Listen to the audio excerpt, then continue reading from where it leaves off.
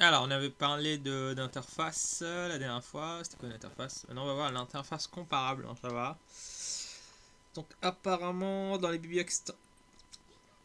bibliothèques standards de Java 1.4, je sais plus quelle version j'ai, il y a 653 interfaces. Alors, l'interface comparable. Alors, interface comparable. Donc, c'est une interface là. Ok. Comparable.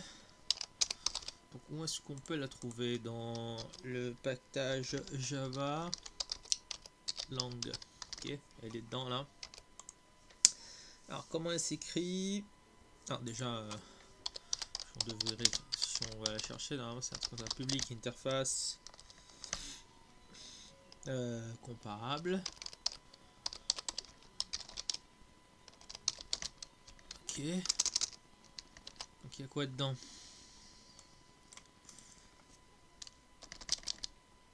Donc, elle est définie.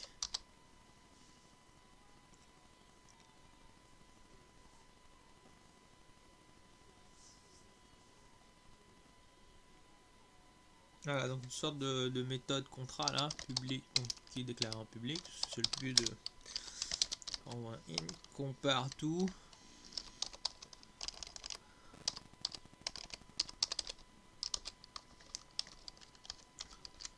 Partout et qui prend bah voilà comme ça, voilà, qui prend un objet de type object, donc c'est à dire qu'il prend tout en Java. Ok.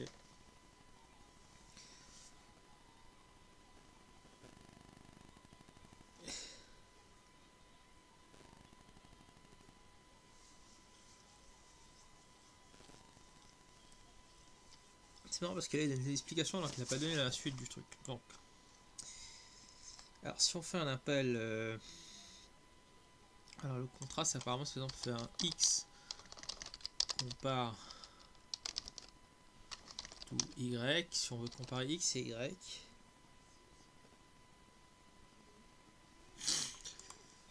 donc deux choses. Alors, accolades. J'ai retrouvé le mot accolade. Alors, si x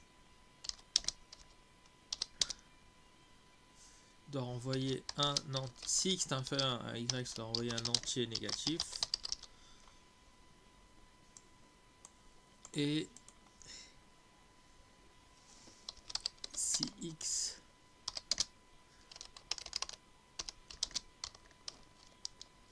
parce que x moins y est strictement négatif, donc si x strictement supérieur à y, ça renvoyer un entier positif. Ok, voilà. Oh.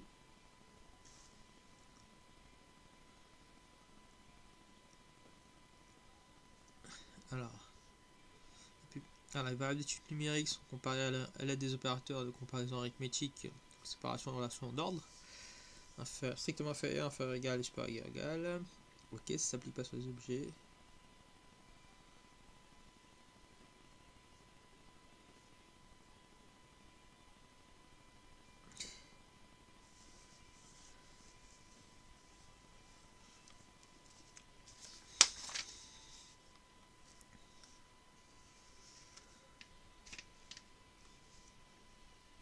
Alors, ça. Avec un exemple.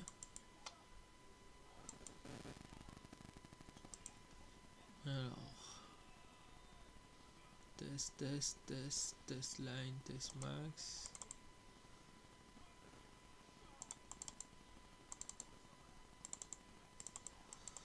Test sectoriel.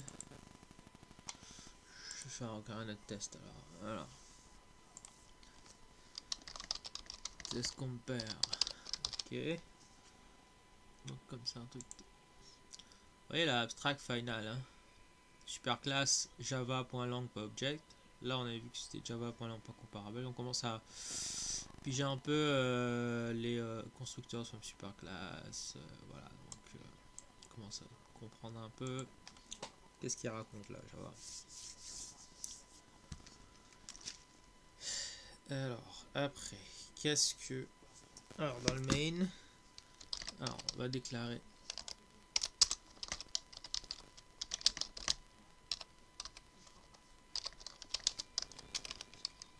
Ok, ça c'est le main.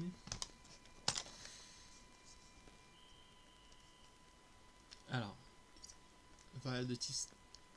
la variable s de type string égale man. Donc on va juste l'afficher. Maintenant on sait que pour afficher un truc comme ça, dans la classe string il y avait une méthode toString qui permet l'affichage. Là si je compile, il y a bien s, voilà, ok.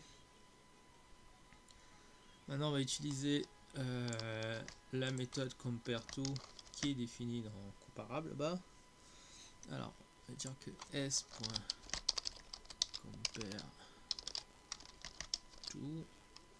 Alors l'idée c'est de savoir est-ce que des chaînes de caractères peuvent être comparées, parce que c'est naturel pour des nombres. Des nombres, il y a bien une structure naturelle de comparaison qui est la relation d'ordre total ou partiel. Non, pour voir si des chaînes de caractères peuvent être comparées. Alors on va faire S. Alors compareTo, elle est là. Voilà. Donc on voit bien. Alors compareTo. Alors lui il a mis another string dans la doc.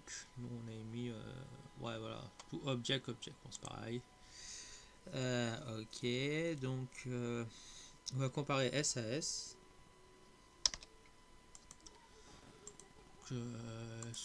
Deux trucs identiques, donc il y a zéro différence en fait. Ok. compareTo. Alors on va comparer ça avec un autre truc là maintenant.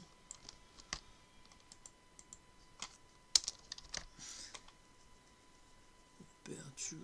Alors là c'est pas S, on va prendre le Toydan comme truc. Alors man. Donc là il y a plusieurs différences là. Il y a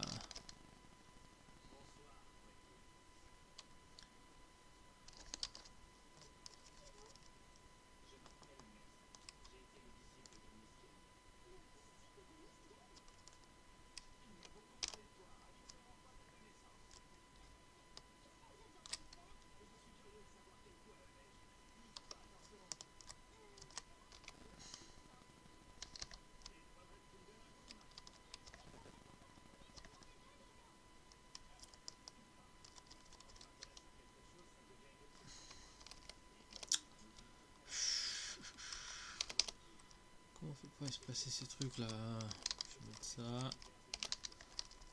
Alors là on va comparer.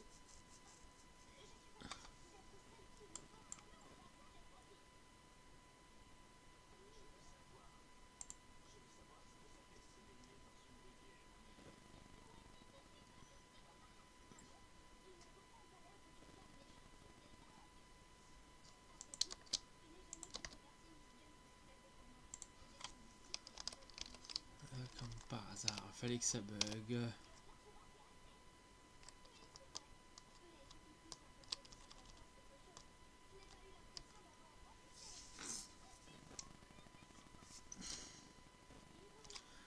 Bon, je vais virer les backslash, j'ai l'impression que ça fait bugger le truc là. Ok.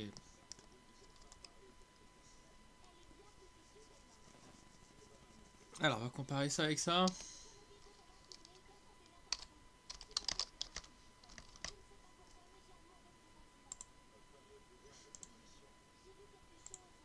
Non, c'est quoi le machin? Ah, il y a trop de parenthèses.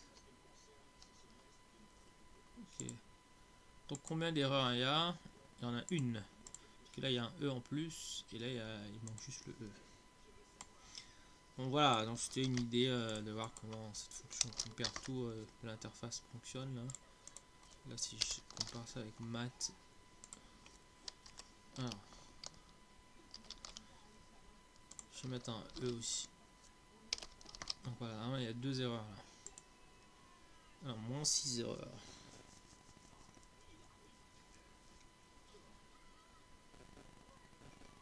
Ah d'accord, ok, c'est pas la différence, hein, c'est avoir envoyé un au départ parce que c'était supérieur d'un point de vue lexicographique. Effectivement, il y a un ordre naturel qui s'appelle l'ordre lexicographique qui dit, c'est l'ordre du dictionnaire en fait, que effectivement quand on avait passé, alors, je vais écrire ça, alors, si on avait, au départ on va comparer man, alors dans le dico on a bien, il vient après donc il est supérieur, man, et si on le compare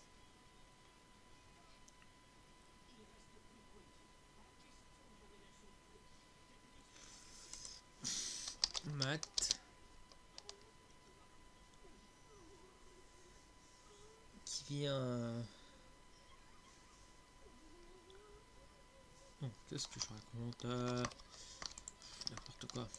Dans le dico, on a bien MAN qui vient avant MANE. Donc c'est pour ça que donc si on compare le contrat,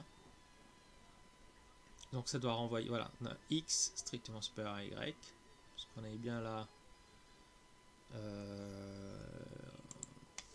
a écrit un truc comme ça là, man compare to man. Donc avec MANE qui c'est le X, MAN c'est le Y. Donc comme on a bien X, non, comme on a to man, attends, je comprends plus rien. On va renvoyer quoi là?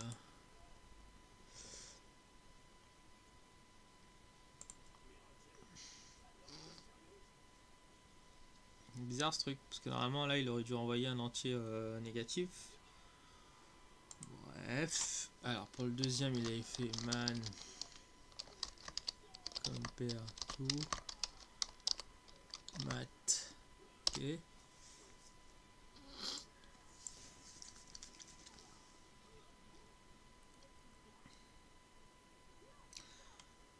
Ouais, donc du coup, ouais, d'après ce que je vois, bon, j'ai rien capté l'ordre lexicographique.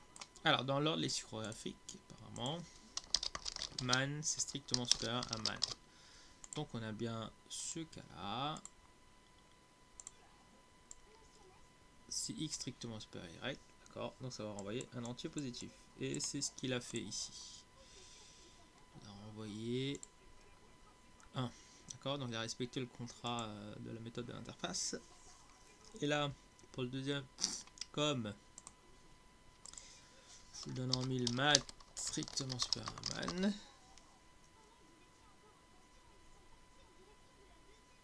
Ok. Donc là, ça va renvoyer un entier négatif. Et c'est ce qu'il a fait. Il a renvoyé moins 6. Voilà, donc c'était ouais, donc c'était un bon exemple pour comparer ces trucs là.